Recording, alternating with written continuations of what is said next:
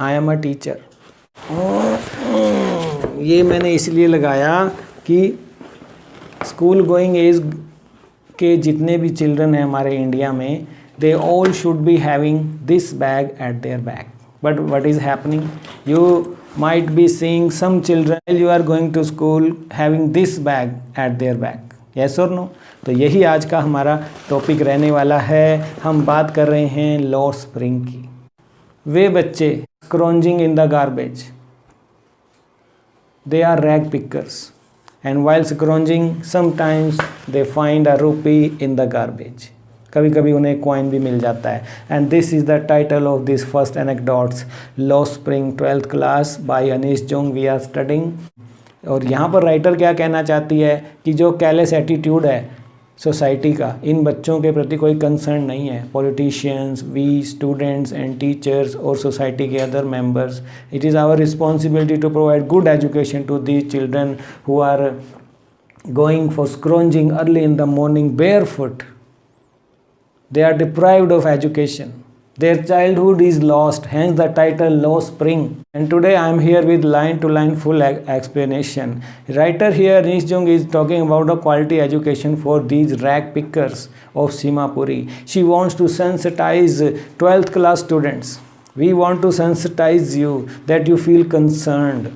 When someone, you are going to school, और एक और बच्चा जिसके बैग पर ये गंदगी का थैला है, वो निकला है, वो भी सुबह 8 बजे, आप भी 8 बजे जाते हैं। Lacks of student in the age group of when they should be in the schools, still they are out of schools and carelessness of society towards them is raised by the writer. और literary devices बड़ा अच्छा वो use कर रही है।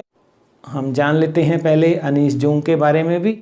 Anish Jung, 1964, she was born in Rourkela and spent her childhood and adolescence in Hyderabad. She received her education in Hyderabad and in the United States of America. Her parents were both writers. Anish Jung began her career as a writer in India. She has been an editor and columnist for major newspapers in India and abroad. She has authored several books. The following is an excerpt from her book titled Law Spring, Stories of Stolen Childhood.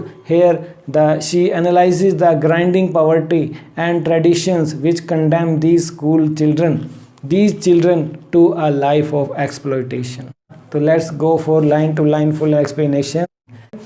Notice these expressions. तो हम ये notice करेंगे as and when, जो आए मैं तभी आपको बताऊंगा, क्योंकि जो कंटेक्स्ट होता है, जैसे लुकिंग फॉर जब आएगा मैं आपको बताने वाला हूँ। परपेचुअल स्टेट ऑफ पावर्टी है। Slog their day light hours क्या होता है, ये जब वो कंटेक्स्ट में आएगा मैं तब आपको बताने वाला हूँ। डार्क हटमेंट्स है।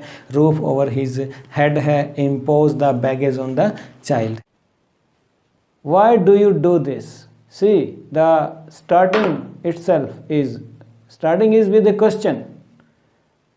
Anish Jung has met a rag picker and she asks, here conversation starts and start of the lesson is with a question. Why do you do this? I ask Sahib. आगे वो बता भी रही है। Whom I encounter. Encounter हो गया उनका, पहले वो नहीं जानते थे एक दूसरे को, अचानक ही उन्होंने देखा एक दिन। एनकाउंटर का मीनिंग अगर हम देखें, encounter is unexpectedly when we face someone, this is called encounter. So I ask Sahib whom I encounter every morning scrounging for gold. हर सुबह वो मिलता था उसे। स्क्रॉन्जिंग होता है टू सीक समथिंग मनी या food from something, that is scrounging, कि ढूंढना कुछ, जैसे वो गार्बेज में स्क्रॉन्ज करता था। So scrounging for gold. Now see this word gold is used. Garbage में गोल्ड ढूंढ रहा है वो, स्क्रॉन्ज हो रहा है गोल्ड का। तो यहाँ पर जो है गोल्ड जो है एक मेटाफर है। We cannot find gold, but writer has used the word gold. Scrounging for gold in the garbage dumps of my neighborhood. मेरे पड़ोस में जो गार्बेज का डंप है उसमें वो ढूंढता हुआ मुझे मिलता था। Sahib left his home ago. बहुत पहले उन्होंने घर छोड़ दिया था। Set amidst the green field of Dhaka. Dhaka से वो आए थे और amidst होता है in the middle of something, that is called sat amidst the green field of Dhaka। वो हरे भरे खेतों में रहते थे, वो उन्होंने छोड़ दिया। His home is not even a distant memory, उसे बहुत दूर का मतलब कि वो नहीं है कि वो ढाका में रहा करते थे। There were many storms that swept away. यहाँ पर वो फ्लैशबैक में स्टोरी चली गई है कि वो कहती है, पहले तो वो पूछ रही है why do you do this, वो तो प्रेजेंट में है जब उसे एनकाउंटर होता है, मिला है एक रैग पिकर। अब वो फ्लैशबैक में चली गई है। राइटर का जो स्टाइल देखिए आप, फिगर ऑफ स्पीच कहिए आप। हिज मदर टेल्स हिम, उसकी माँ उसे बताया करती थी उस रैग पिकर की कि हमारे यहाँ पर जो है तूफ़ान वगैरह बहुत आते थे, इस कारण हमें जो है घर छोड़ के ढाका का अपना यहाँ आना पड़ा। That's why they left looking for gold in the big city where he now lives. अब यहाँ पर आप देखिए लुकिंग फॉर जो है एक फ्रेजल वर्ब यूज़ किया है। और अगर आपने अपनी वोकेबलरी को इंक्रीज़ करना है तो आपने वर्ड की जगह फ्रेजेस पर ध्यान देना है। तो यहाँ पर इसीलिए मैं आपको बता रहा हूँ लुकिंग फॉर गोल्ड, एक बार फिर से गोल्ड यूज़ किया है कि वो गोल्ड ढूंढ रहा है, उसके अंदर गार्बेज में स्क्रॉन्ज कर रहा है। तो ये मेटाफर यूज़ किया गया है। मेटाफर आप समझते हैं कि क्वालिटी ऑफ वन थिंग जो है उसको दूसरों में डालकर देखा जाता है। In the big city where he lives now, बड़े शहर में दिल्ली आ गए हैं वो, आगे डिस्कस करते हैं। I have nothing else to do, ये आंसर आ गया है। फिर से फ्लैशबैक से कहानी प्रेजेंट में आ गई है। वो जवाब देता है जब वो अनीश जुंग उससे नरेटर पूछ रही है why do you do this, तो बीच में एक पैराग्राफ फ्लैशबैक में चला गया। I have nothing to do, मेरे पास करने को कुछ नहीं है। एक बार फिर से कन्वर्सेशन स्टार्ट हो रहा है। ही मटर्स क्या होता है, धीरे धीरे बोलना, क्वाइटली वॉइस में, क्वाइट वॉइस में बोलना, या फिर कई बार हम अपने आप ही बुदबुदाते रहते हैं, बड़बड़ाते रहते हैं, तो उसको भी हम talk to yourself is called mutter. तो he mutters looking away. Go to school, यहाँ पर देखिए फिर से राइटर ने कहा, सजेशन दिया अपना। आई से ग्लीबली होता है कि शोविंग डिसअप्रूवल, हालांकि उसे पता है कि स्कूल जाना उसके लिए संभव है कि नहीं है, बट स्टिल जो नरेटर ने है उसको एक सजेशन दिया है, गो टू स्कूल। तो realising immediately how hollow the advice must sound, हालांकि उसको भी पता है कि उसकी एडवाइस जो है कितनी होलो है, खोखली जो है उसकी एक सलाह है कि आप कभी उनके घर नहीं गए, आपको उनकी बैकग्राउंड नहीं पता, आपके उनके पेरेंट्स नहीं पता किस कंडीशन में वो रहते हैं, और आपने सिंपली कह दिया गो टू स्कूल। तो राइटर को खुद भी लग रहा है, ग्लाइबली वो कह रही है, खुद भी पता है, और वो होलो है उसकी एडवाइस जो है, खोखली है। तो हमें खोखली एडवाइस, या जैसे कि पॉलिटिशियन इन्हें देते हैं, झूठे वादे करते हैं, इसी तरह से राइटर को भी जो है महसूस होता है। There is no school in my neighbour, when they build one I will go. यहाँ पर उसका रिप्लाई देखिए कि वो जो रैग पिकर है कह रहा है there is no school in my neighbourhood.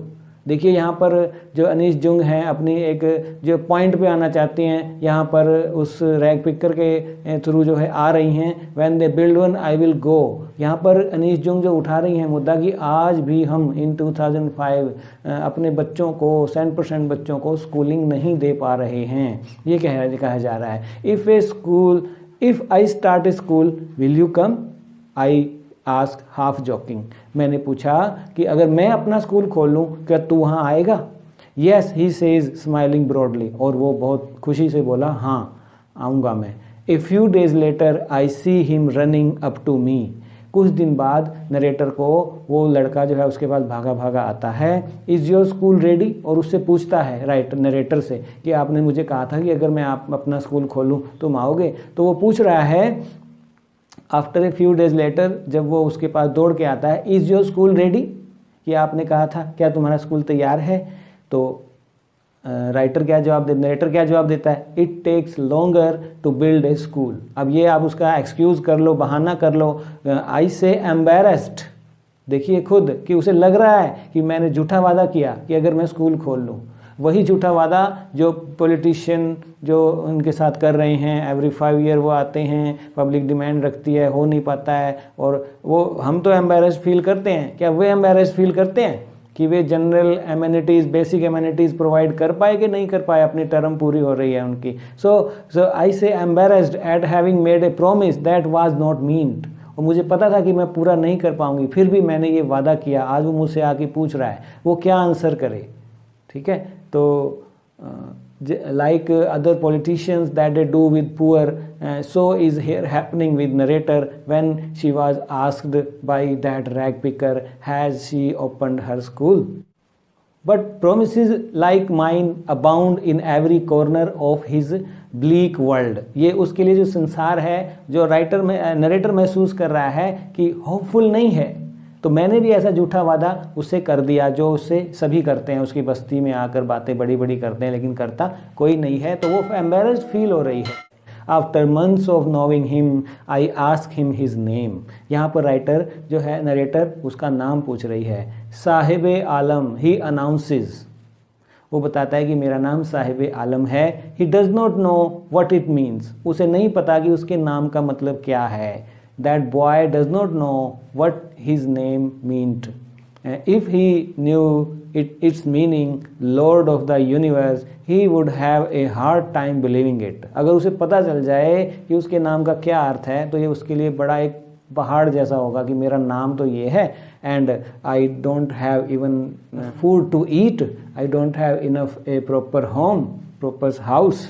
Unaware of what his name represents, he roamed the streets with his friends, an army of barefoot boys who appear like the morning birds. अब यहाँ पर देखिए आप, वो कह रहा है कि वो गलियों में अपने नाम के इसके मीनिंग से वाकिफ नहीं है, उसको नहीं पता है उसके नाम का मतलब, और वो गलियों में अपने दोस्तों के साथ घूम रहा है नंगे पैर। और वो कैसे घूमते हैं? Boys who appear like the morning birds. देखिए आप, लाइक वर्ड यूज़ किया है। वे लड़के ऐसे बाहर आते हैं जैसे सुबह पक्षी अपने घोंसलों से बाहर आते हैं, तो यहाँ पर सिमिली यूज़ किया है। फिगर ऑफ स्पीच देखिए, ये है कि कैसे एक राइटर जो है अपनी क्रिएशन को डेकोरेट करता है लिटरेरी डिवाइसेस से। तो ये मैं आपको बता रहा हूँ। तो earlier you saw metaphor in title itself, and here is irony also. Rag picker boy was named as Sahib Alam.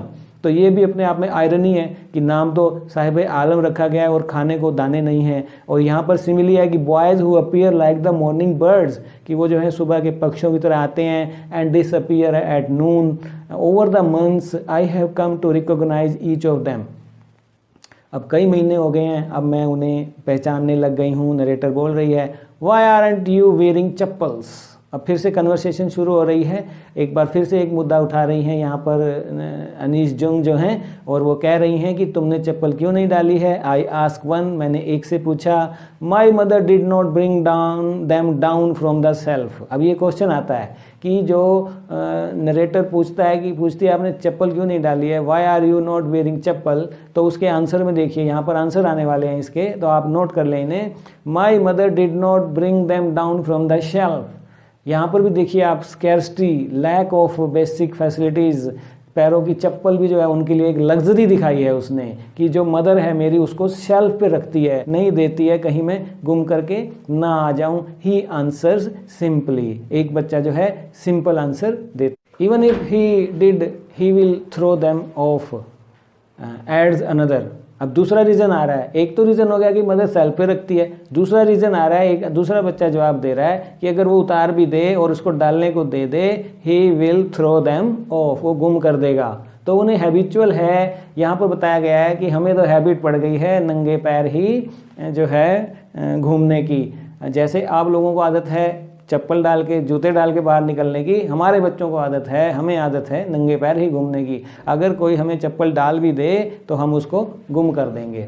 तो who is wearing shoes that do not match, और वो आंसर वो बच्चा कर रहा है जिसने जूते डाले हुए हैं और जो मैच नहीं कर रहे हैं। देखिए आप कितना रिलेट कर रही है नरेटर जो है कि चप्पल यानी वो जूते भी वे हैं जो उन्हें गार्बेज से मिले हैं, वे परचेज नहीं हैं, फ्रेश नहीं हैं। When I comment on it he shuffles his feet and says nothing. और जब मैंने नोट किया कि तेरे जूते जो हैं, मैंने देख लिया कि ये अलग अलग हैं, तो वो जो है उसको शफल करता है कि जब हम नर्वस होते हैं तो पैरों को थोड़ा सा सरकाते हैं। And he says nothing, I want shoes. वो सिर्फ ये कहता है कि मुझे जूते चाहिए। Says A third boy who has never owned a pair all his life.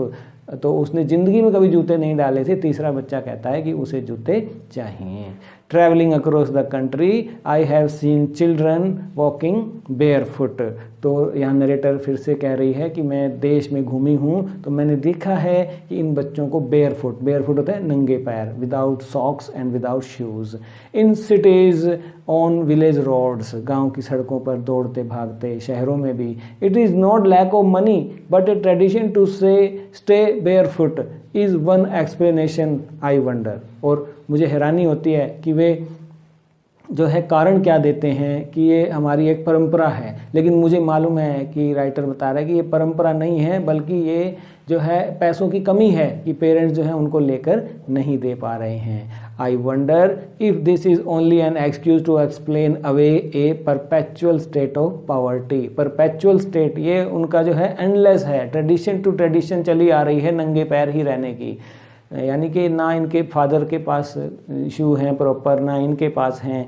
तो ये एक परपेचुअल स्टेट ऑफ पॉवर्टी है, पॉवर्टी गरीबी की है जो एंडलेस है, कभी समाप्त ना होने वाली है, पीढ़ी दर पीढ़ी ट्रेडिशन एक चली आ रही है कि हम पैर में जूते डालते ही नहीं हैं।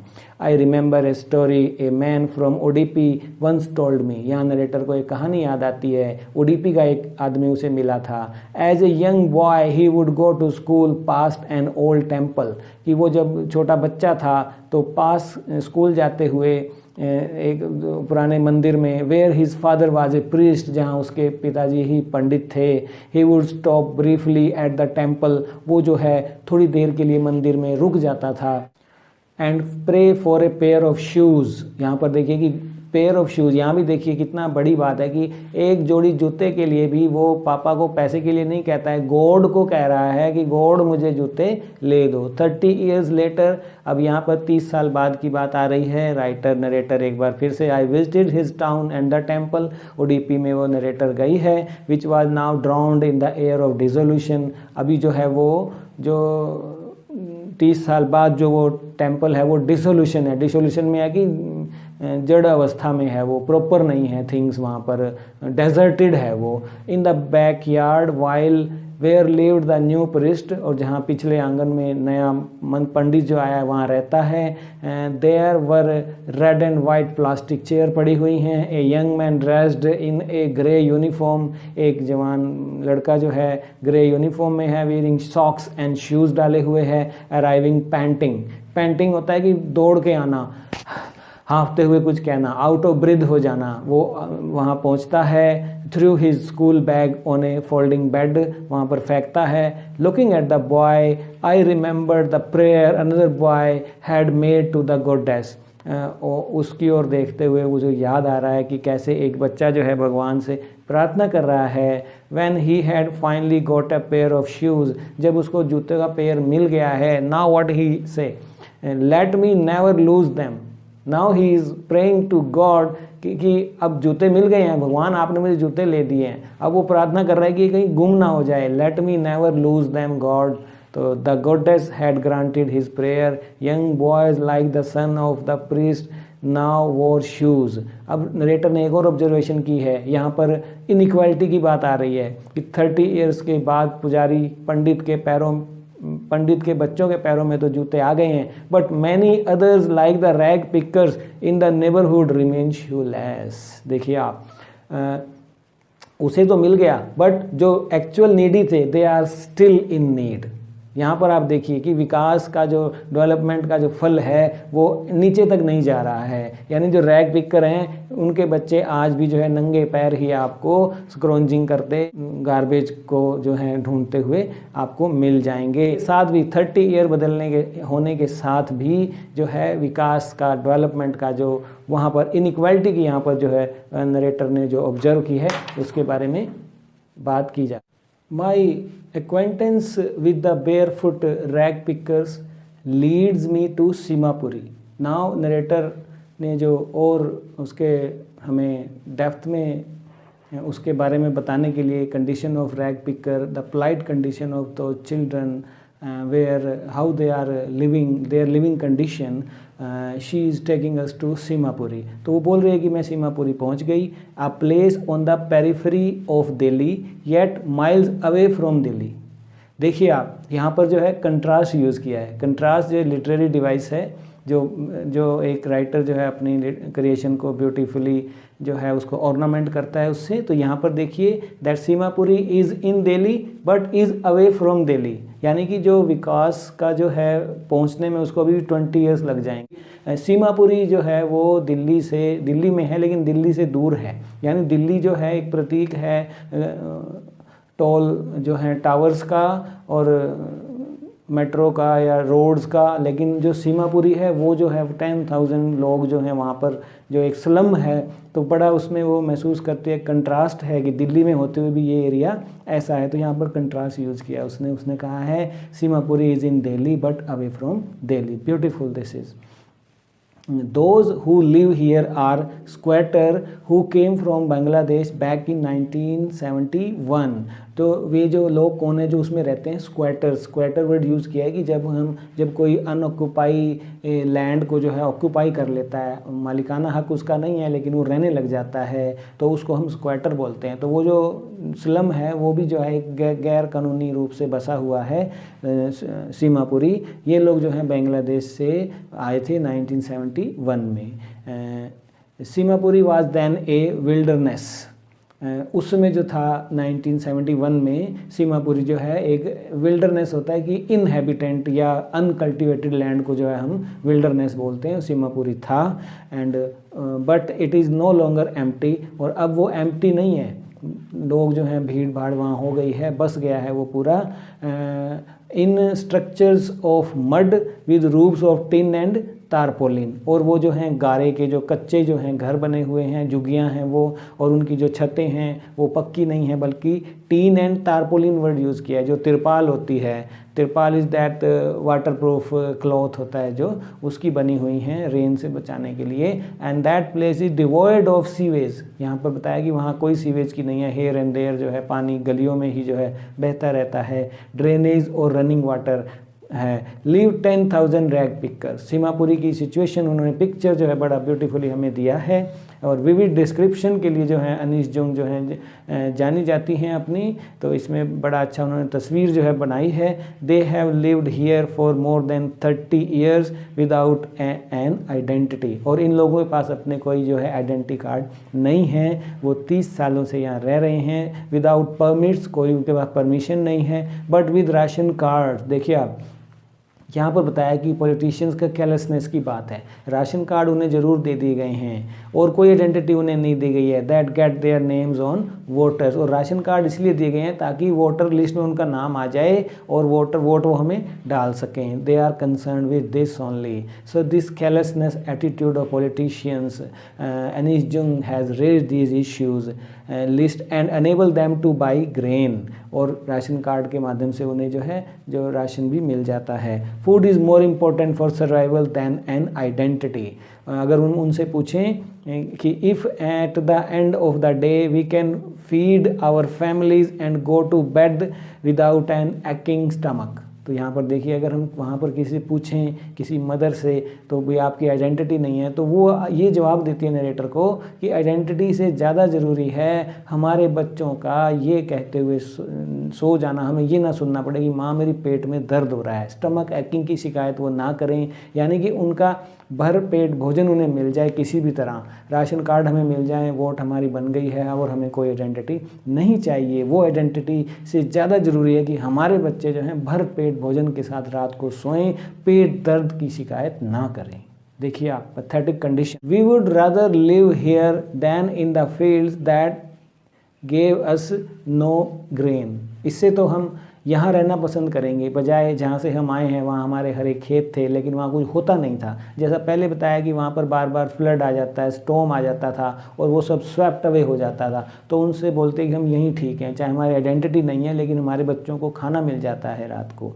से a group of women in tattered saris.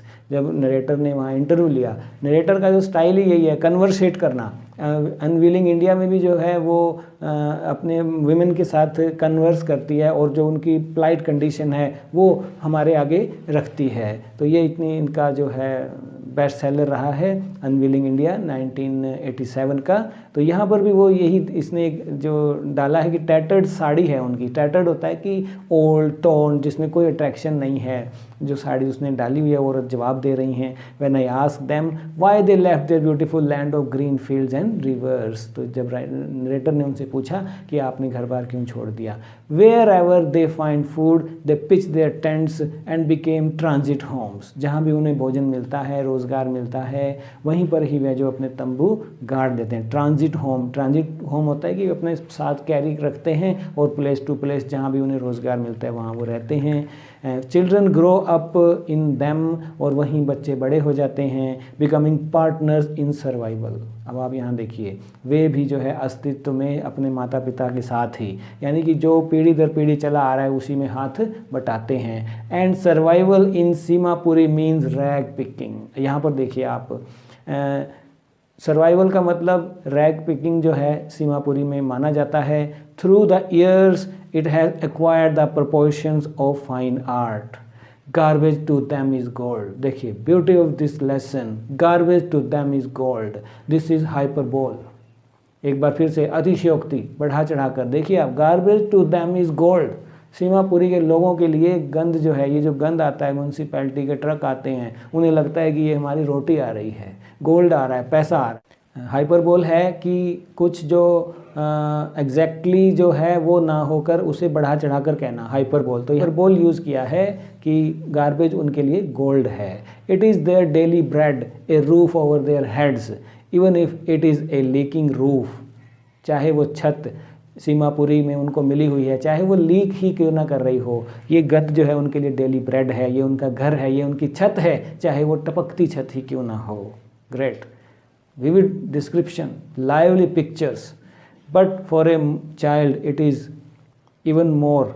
I sometimes find a rupee, even a 10 rupee note. यहाँ पर वो टाइटल आ रहा है जो इसका है, यहाँ पर साहिब बोल रहा है कि कभी कभी मुझे 1 रुपया मिलता है और कई बार तो मुझे इस गन में 10 रुपये भी मिल जाते हैं। साहिब सेज हिज आई लाइटिंग अप, उसकी आंखें चमक जाती हैं। When you can find a silver coin in a heap of garbage, you don't stop scrounging.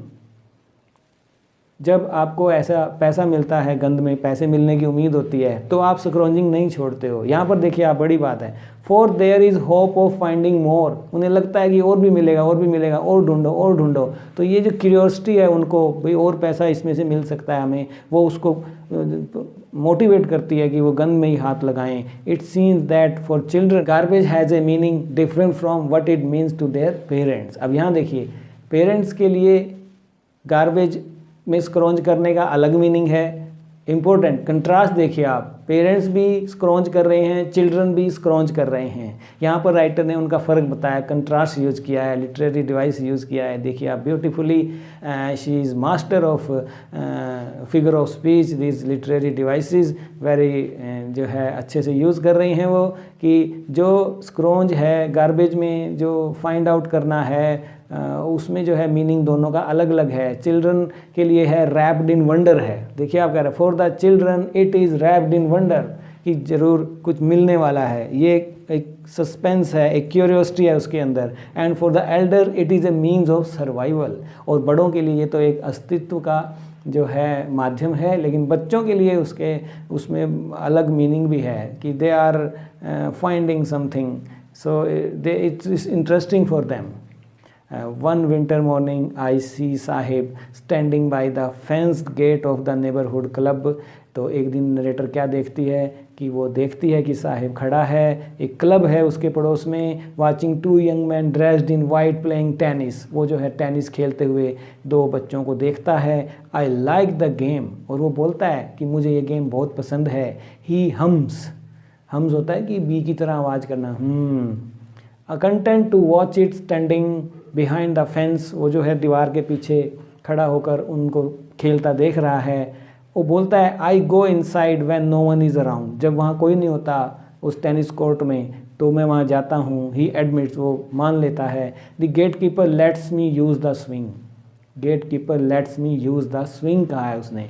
Gate keeper मुझे वहाँ उसमें टेनिस कोर्ट में खड़े होकर स्विंग करना कि जैसे टेनिस प्लेयर जो है मूव बैक फोर्थ होना या साइड टू साइड मूव करने को वो कहता है कि कर ले, तू भी प्ले करके देख ले।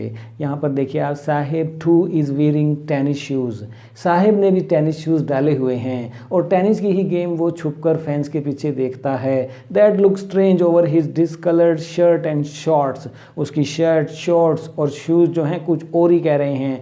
Someone gave them to me, वो कह रहा है कि ये मुझे किसी ने दिए हैं, ये परचेज़ नहीं हुए हैं, मुझे किसी ने दिए हैं। यहाँ पर भी आप देखिए आप कि किसी ने फेंका है और किसी ने ले लिया है। किसी ने ये कहकर कि माँ ये तो फट गए, इनमें एक ये होल हो गया, और किसी को वही जूते मिले तो उन्हें लगा कि हमें तो सब कुछ मिल गया।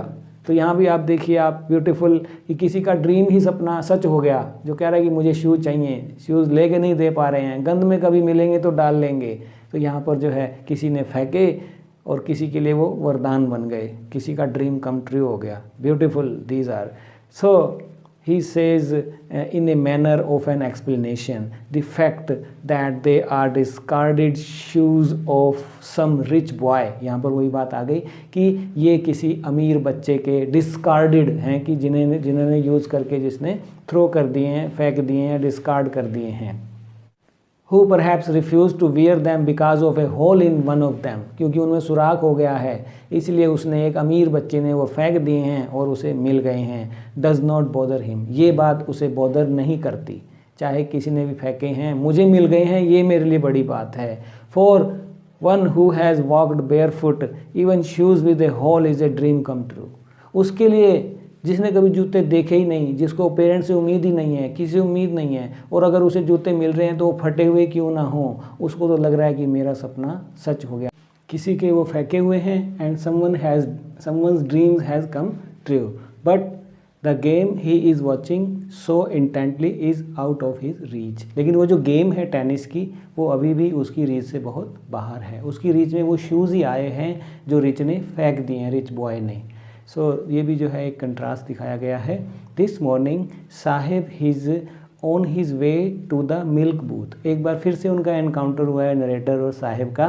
This time narrator find Saheb on his way to the milk booth. अभी देखते हैं आगे क्या है, क्यों मिल्क बूथ पे जा रहा है। In his hand is a steel canister, देखिए आप, यहाँ राइटर कह रहा है कि उसके हाथ में एक स्टील का कैनिस्टर है, चाय की केटल है क्या। And I now work in A tea stall down the road, वो कहता है कि अब मैं एक, नरेटर को वो जवाब दे रहा है कि मैं एक टी स्टॉल में काम करता हूँ नीचे। He says pointing in the distance I am paid 800 rupees and all my meals, वो बताता है कि मेरे को इस काम के, मैं टी स्टॉल पर लग गया हूँ। वो जा रहा है, टी केटल उसके हाथ में है, वो बोल रहा है कि मेरे को इसके 800 मिलते हैं और भरपेट भोजन मिलता है। Does he like the job, यहाँ पर देखिए नरेटर का क्वेश्चन है, जो अनीश जुंग क्वेश्चन उठा रही है कि क्या उसको ये काम पसंद है, टी वाला पसंद है, गार्बेज का उसने छोड़ दिया है, टी पर लग गया है। I ask his face I see has lost the carefree look, यहाँ पर देखिए आप, great observation of Anees Jung. वो कहती है कि अब उसका चेहरा वो केयर फ्री लुक नहीं दे रहा है जो वो गार्बेज में स्क्रॉन्च करते हुए देता था। अब टी स्टॉल पर जब वो लग गया है तो उसके चेहरे पर वो केयर फ्री लुक नहीं है। देखिए, great observation by the narrator, the steel canister seems heavier than the plastic bag. यहाँ देखिए आप कि वो जो बैग था जबकि हैवियर था, लेकिन अनीश जुंग को ये लग रहा है कि वो बैग अब साहिब को जो है हल्का लग रहा है, और ये टी की जो केटल है जिसमें 4 कप चाय आ रही है वो उसको भारी लग रहा है। यहाँ पर कंट्रास्ट आया है, देखिए आप। He would carry so lightly over his shoulder, जो उसके कंधे पर वो बैग उठाता था गार्बेज का, वो हैवियर भी होता था, लेकिन वो उसे लाइट लग रहा है, और वो टी केटल जो एक्चुअल में लाइटर है लेकिन उससे वो हैवी लग रही है। कंट्रास्ट देखिए आप ब्यूटीफुली। लिटरेरी डिवाइसेस का हाउ इंटेलिजेंटली जो है उसने नीट किया है, यहाँ पर नीटली वुवन स्टोरी है ये, उसका मास्टरी जो है इसकी वो दिखा रही है। द बैग वॉज हिज, फ़र्क भी, रीज़न बताया कि वो बैग उसका अपना था, और जो वो केटल है, the canister belongs to the man who owns the tea shop, वो टी शॉप के मालिक का है और वो बैग मेरा अपना था, वो मेरा अपना काम था, मैं खुश होकर करता था। वो केयर फ्री लुक इसीलिए जो है नरेटर को नहीं दे पा रहा है। Saheb is no longer his own master. अब साहिब अपना स्वयं का मालिक नहीं रहा, वो अब किसी के अंडर काम कर रहा है, तो वो केयर फ्री लुक अब वो नहीं दे पा रहा है। So that's the end, and भी उसने एक्सक्लेमेटरी से किया है। ये इसका स्टाइल ही है कि वो जो है क्वेश्चन रेज करती है और आंसर के लिए नहीं जाती है वो। आप देखिए वो विमेन से बात करती है, वो पोलाइट कंडीशन ऑफ चिल्ड्रन दिखाती है, लेकिन कोई आंसर नहीं देती है और हमारे लिए क्वेश्चन छोड़ती है। ये उसका स्टाइल है और हमें मजबूर करती है सोचने के लिए कि इसका सोल्यूशन लाइए। सोसाइटी पर छोड़ती है बात, वो खुद कोई सोल्यूशन नहीं दे रही हैं। So student, it should be enough in line to line full explanation of this lesson. If you still have any doubt about this explanation, you can feel free to ask me by going to comment section. हम मिलते हैं exercise के साथ, मैं आने वाला हूँ next video लेकर। हम मिलते हैं नेक्स्ट वीडियो में। Till then bye bye, thank you.